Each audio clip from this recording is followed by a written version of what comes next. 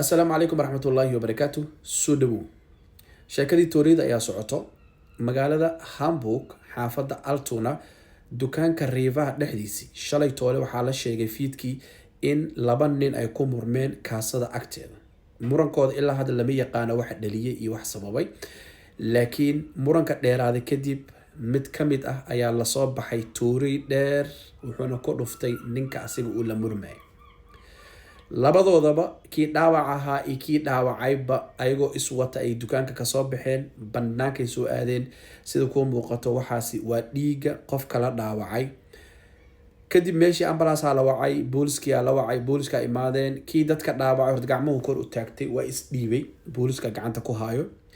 kii dhaawac ahaana ambalaastii ama nut artiski waxay isku dayeen inay meesha ku caawiyaan, ay ku daaweeyaan, laakiin dhaawiciisu halis ahaa darteeda waxaa loo qaaday isbitaalka weyn ee magaalada Hamburg. Daaweyntii intay socotaba dhaawicii haliska ahaa ayuu naftiisa ku waayay oo ku dhintay.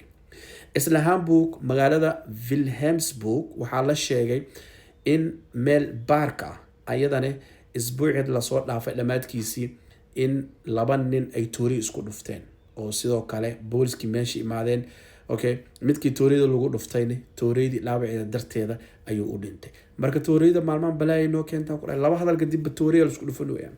marka taatikada hala qaato, ushaada ha iloobin, ul hor u qaado, haddaba tala waay. aad u mahadsantahay. Assalaamu calaykum.